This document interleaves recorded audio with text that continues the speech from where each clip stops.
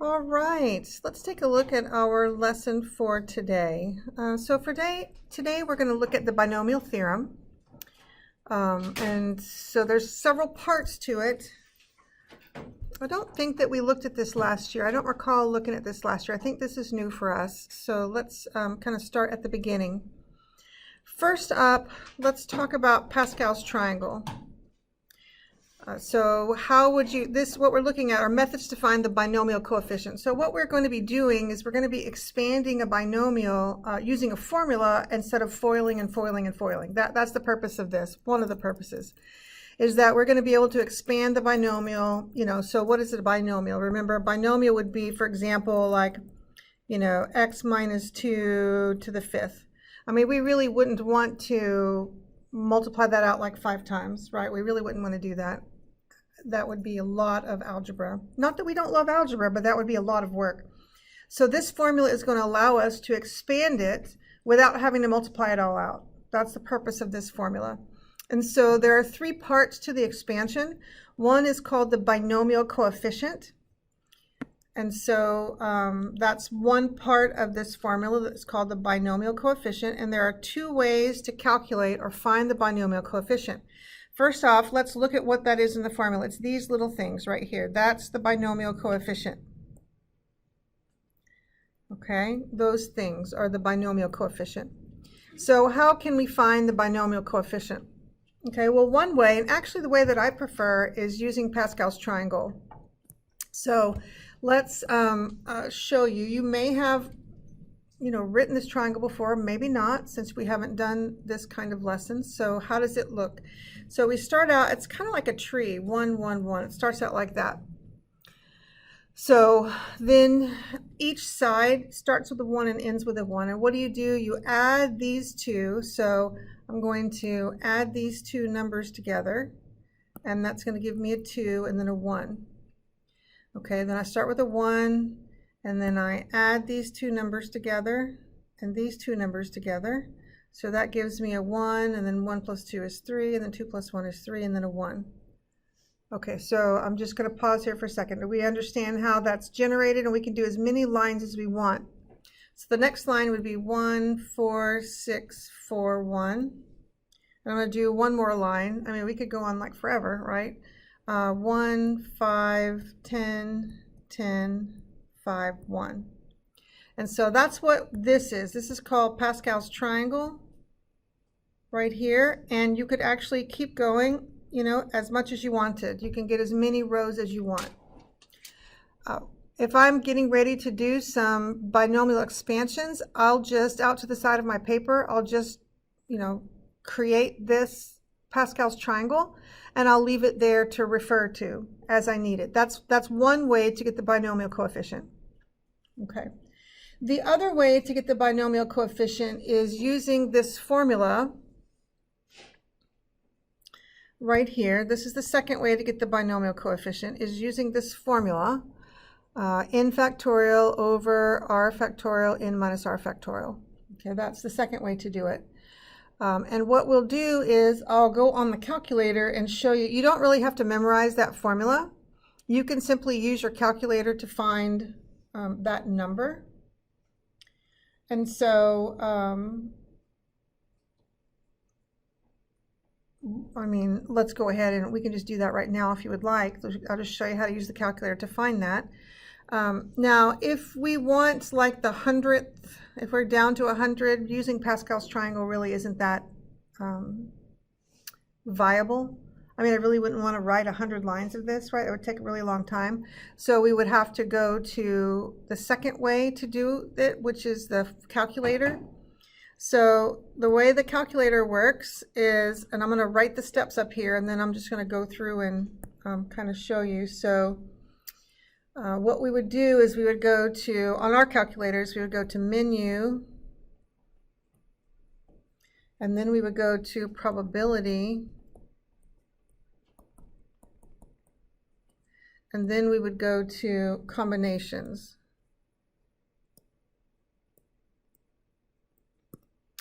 And so let's say, for instance, well, actually I have an example I have an example on the next page on finding the binomial coefficient using the calculator.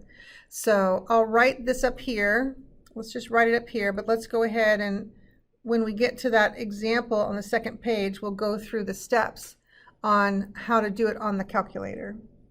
So I do have an example on the next page where we do that, okay? So we'll wait on that. All right, then so we've talked about the two ways to find the binomial coefficient. That's one, there's 3 parts for each term. That's one part, binomial coefficient. The others, we have this little formula here, which you really don't have to memorize. You don't have to memorize this formula right here.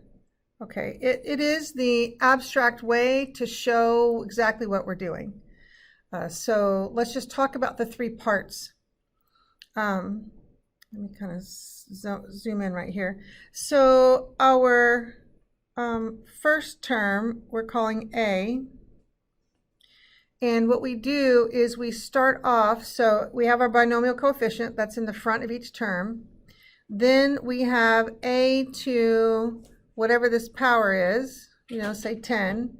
Then we have A to whatever that power is minus 1, and A to whatever that power is minus 2, and then we keep going. Okay. Then the other, what we do, the third piece of each one is B. There's actually a B to the 0 here, which is 1. That's why you can't see it.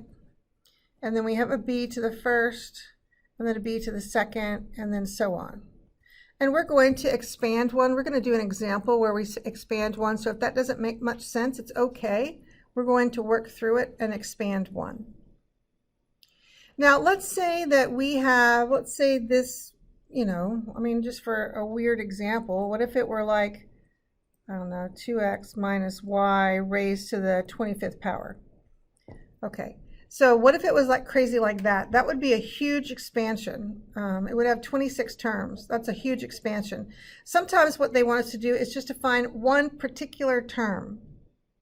This little formula down here is the formula that allows us to find one particular term, just one, instead of all, in this case, all 25. This would just allow us to find one. And we're going to practice using that formula as well. This isn't a formula you need to memorize because this formula will be given to you. This one right here. You just need to know how to use it. Okay, so this formula finds one term of the expansion. Okay, I want to make sure we understand vocabulary words. Expansion, we know what that means, right? Where we take this like binomial to a power and we expand it out to be a bunch of all the terms that would create that. Right, that's what an expansion is, right? We're expanding it out. We're taking a binomial. The binomial theorem helps us expand it out without having to multiply things over and over again. All right, we doing okay? Okay, so let's jump into some examples. Let's go to our next page for some examples. So the first example we're going to do is an expansion. This is an expansion. And so let's, what I would like to do is I would like to reference this power right here. I want to reference this power to the Pascal's triangle. Okay, so when we're using Pascal's triangle, what we're looking for, the line that we're looking for is where the second number is 5. That's the line we're going to use, where the second number is 5. So if we go up here to the one that I've already done, the line that we're going to use is this line right here. The second number is 5. If we were expanding, we had expansion to the 4th power, you would use the row above it. If you had an expansion to the 6th power, you would need to make another row. Does that make sense? So how we know which row to use is by the number. And this number you know, that number occurs either down this way or down this way. It doesn't matter. I'm talking the second from the right or the second from the left. Doesn't matter. It's the second term is the one how we're going to match it. Okay. So that means that we're going to our binomial coefficient is, and I'm just going to write it down from the Pascal's triangle above, was 1, 5, 10, 10, 5, 1. Okay, so that's the number that we're going to use. And this is what so that means we're going to have 6 terms. In this expansion, since, you know, it's to the 5th power, that means we always have one more term than the power. If it's to the 5th power, we're going to have 6 terms. If it was like above to the 25th power, we would have 26 terms. That just tells us, it gives us a clue as to how many terms we're going to have. All right, so what I do is I set up some space for the expansion and I write my binomial coefficient. It's 6 terms, it's going to have a lot. So I'm going to start way over here at the left, and I'm going to put the first, our coefficient, binomial coefficient 1. Then I'm going to skip some space, and then I'm going to put a 5, and then I'm going to skip some space and put a 10. See, I'm spreading them out because I have a lot to write there.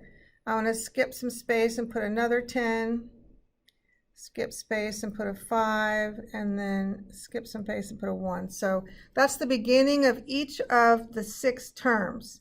Each of the 6 terms has a binomial coefficient, and I will tell you that the most common mistake that I see students make is forgetting to use the binomial coefficient. I mean, completely forgetting. Okay? All right, so this number is A, and this whole thing is B. Okay, so 2 is A, and negative 3x is B. And that's what you do every time. The first term in your binomial is A, and the second term includes the subtraction or addition. So that makes the term, in this case, that B is negative. If that was 2 plus 3x, then B would be positive. Does that make sense? We use that to be part of the term. All right, so here's how the expansion works. I take A, which is 2, and I'm going to write it up here, and that's to the 5th power. It gets the whole thing. The first number starts at the highest power, and then it goes down. So then this is going to be 2 to the 4th. That's going to be 2 cubed. That's going to be 2 squared. That's going to be 2 to the 1st, and that's going to be 2 to the 0th. Okay, I'm going to pause there for just a moment. So we take the first term in the binomial, and we start it at the highest power, and we go down 1 every time. Now, what do you think we're going to do with B? We're going to do the opposite. We're going to take the B term, and we're going to start out with the lowest number and go up.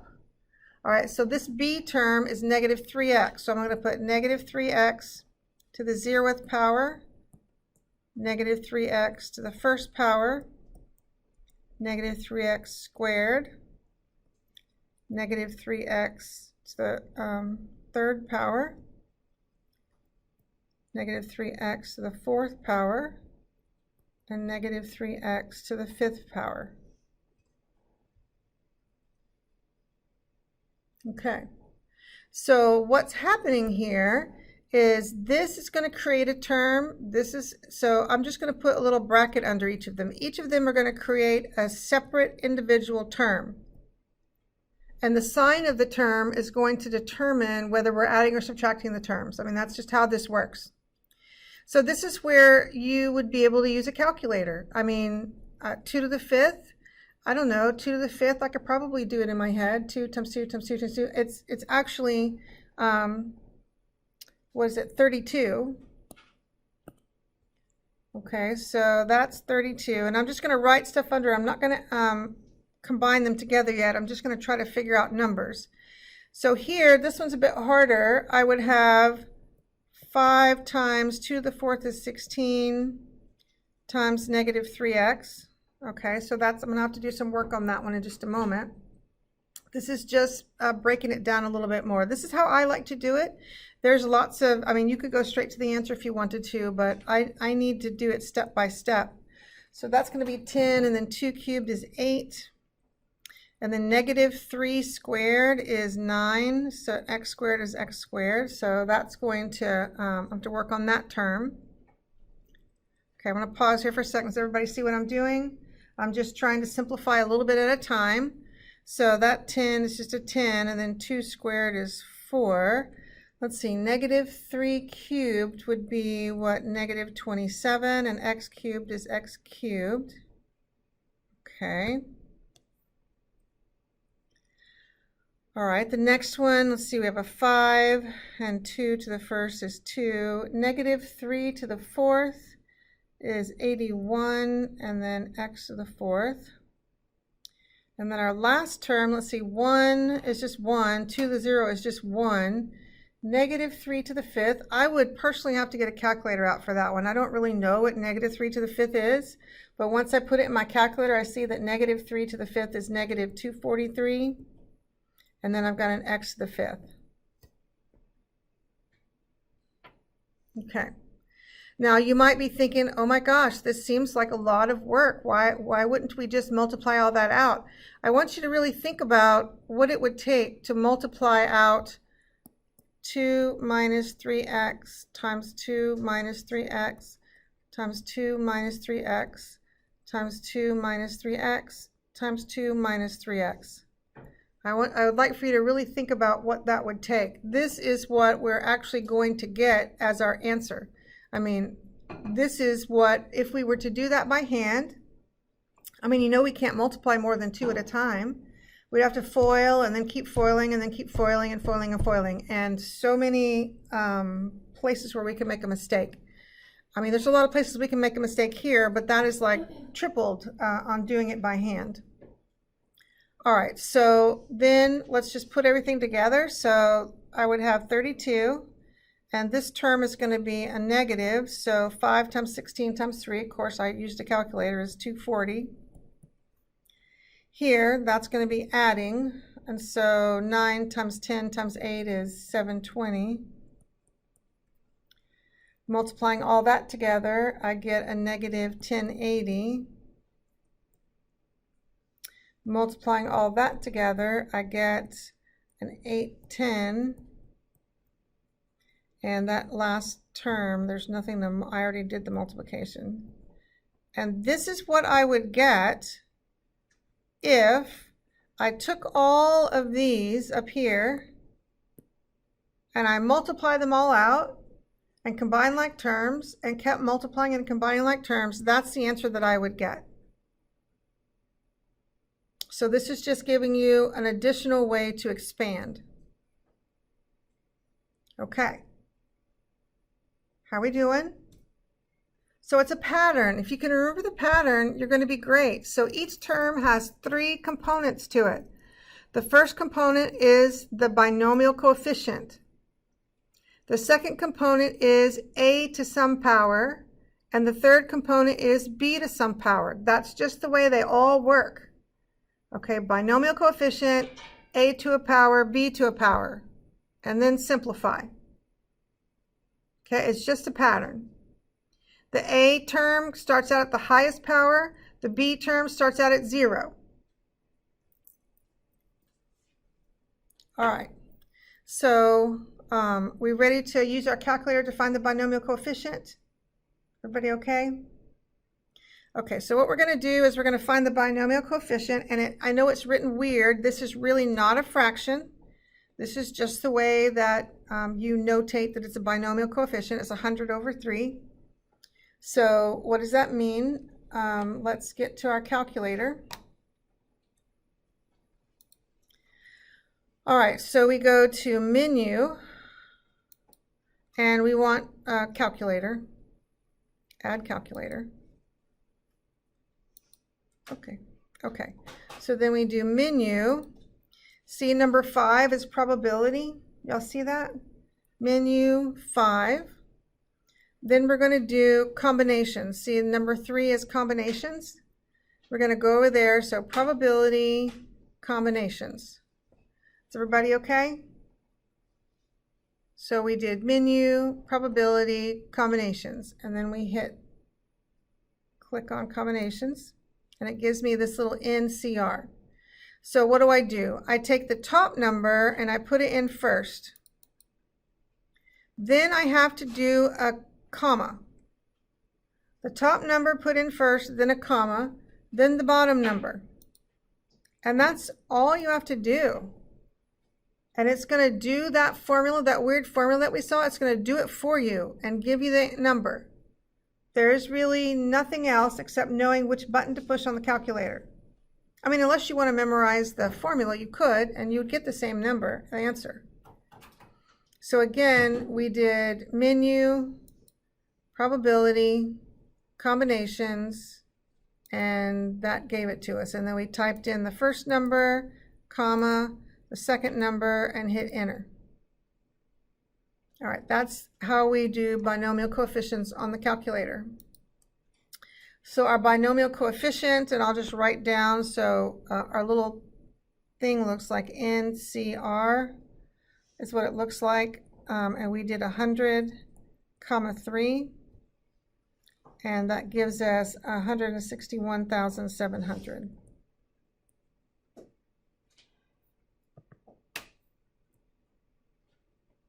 Now we really wouldn't want to do Pascal's triangle all the way down to the 100th row. That would be a lot of work. This is where the calculator would come in handy. Okay. 2 more examples. And both of these examples are looking to find one term instead of the whole expansion. See, this expansion is to the 20th. That's a lot. So instead of, and how many terms would an exponent of 20 give us? 21. It would give us 21 terms. We really don't want to write out 21 terms. Oh no, I don't want to write out 21 terms. So what do? So let's use the formula. I'll write the formula up above. It was n over n minus r, a to the r, b to the n minus r. Okay. So, this number is n. That's n. That whatever that number is n. So we do 20 over n minus r. So it would be n, which is 20, minus, and we want, this is the term that we want. This one right here. That's what we want. So that means that this number right here is r. That is r. So our little formula, we're plugging into the formula, 20 over 20 minus 5. And then a is 2x. And we do a to the r, which is 5. And b is y. And we do b to the n minus r, so 20 minus 5. And that's the calculation that we need to do to be able to find that term that they're looking for. So I'm going to pause here for a second. Does everybody see how I plugged into that formula? And how to find n and how to find r. Okay, so what would we do? We're going to go, we would go to our calculator, and this binomial coefficient would be 20 over 15, and I went to the calculator, and this is what I got, 15,504. Okay, that's what I got when I went to the calculator to do that. 2 to the 5th is 32, so that gives me 32x to the 5th. And y to the 20 minus 5 is 15, y to the 15. And then it's, so that's the components of my term that I'm looking for. I want the term that has x to the 5th in it. And so that's what I'm looking for, and that's what I'm going to find. And so as I clean that up, I've got to multiply 15,504 times 32. And that gives me, of course, a gigantic number, 496,128, x to the 5th, y to the 15th. and that would be much easier than doing the expansion of 21 terms to find that particular term. Okay, that's pretty straightforward. How are we doing? How did you find 15,504? Like, how did you plug that in the calculator? I did. So what I did is I took this right here, and I did, so that would be, it would be that C. Oh, so you're doing what you did on the last problem? I did. I'm doing what I did on the last problem. I went to my calculator, I did that whole probability combination thing, and then I typed in a 20, comma, 20 minus 15, and that gave me the 15,504. Okay.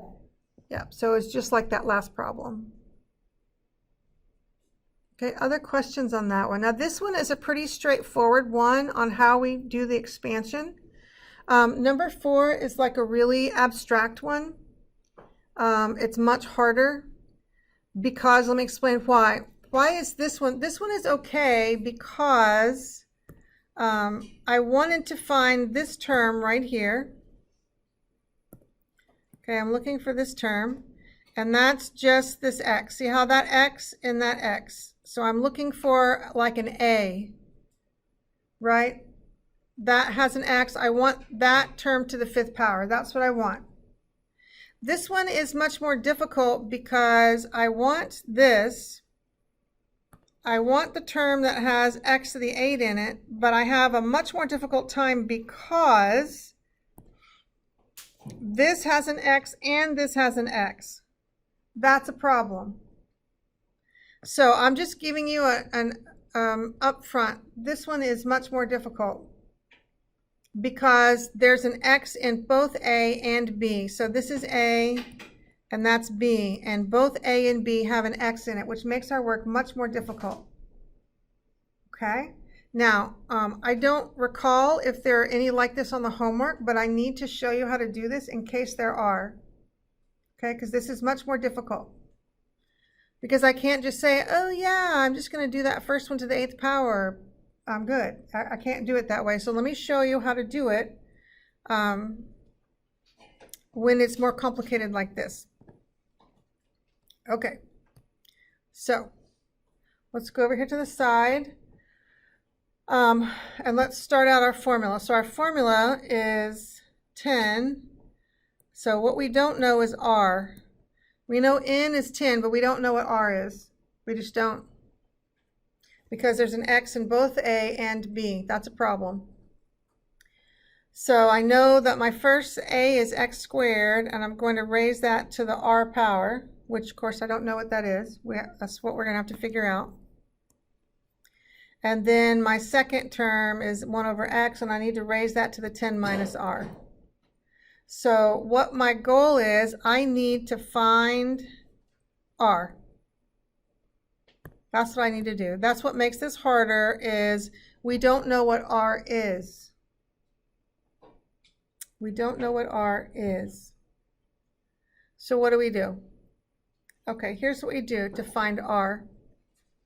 To find R, what we're going to do is we're going to take this part right here.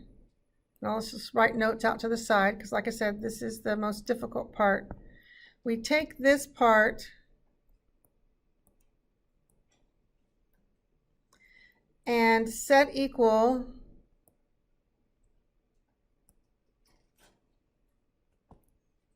to the X we want. In this case,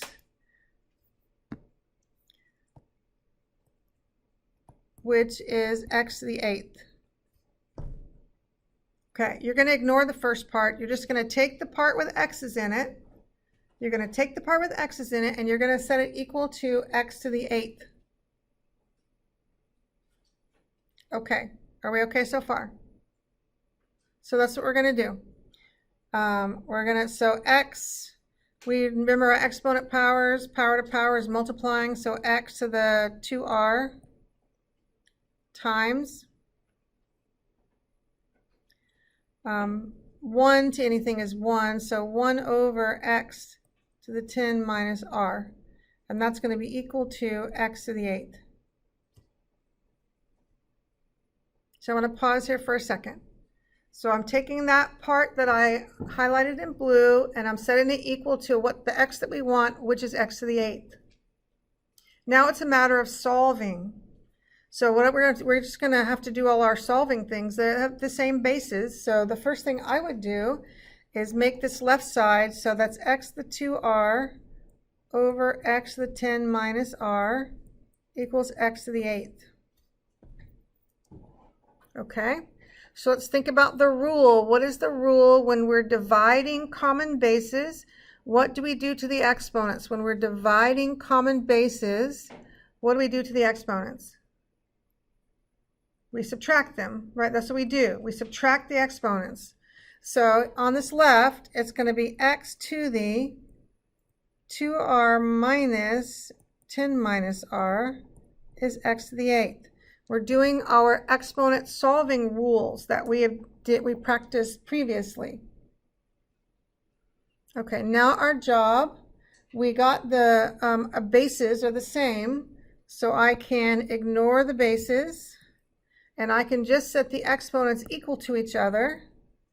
2r minus 10 minus r equals 8. And I can solve for r. All right, so that's 2r minus 10 plus r is 8. Let's see, 2r and r is 3r. And 8 plus 10 is 18. So r is going to be 6.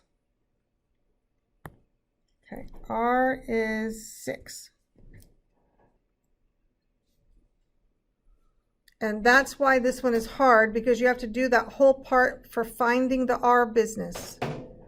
Okay, this is all finding the r business, because we don't know what it is. Now, once we find the r, we're just going to plug it into that formula up there, and we're going to be good to go. So we know r is 6. This is great. So let me pause here for a second. Is everybody okay? Okay. So we know r is 6. So what I'm going to do is I'm going to take that 6 and I'm going to put it into our little formula. So I've got 10 over, let's see, 10. We'll just write out 10 minus 6. And then I've got x squared to the 6th. And then I've got 1 over x to the 10 minus 6. Okay, so I use my calculator to find, this is going to be 10 over 4. And I use my calculator to find that binomial coefficient. Gosh. Then x power to power is multiplying, that's x to the 12th. And then this is going to be what? 10 minus 6 is 4, so it's going to be 1 over x to the 4th. So I put 10, 4 into my calculator, and I get the binomial coefficient of 210. And then I have x to the 4th, x to the 12th over x to the 4th. Okay, remember, I'm dividing common bases. What do I do to the exponents? I subtract them. So 12 minus 4 is 8. And that's, what we wanted. We wanted the term with x to the 8th in it. And voila, we have, actually, let me back up. This is the term. We wanted the coefficient. We wanted the coefficient of that term. The coefficient is this part. This part is the coefficient. So really, they just wanted the number. And the coefficient of that term is 210.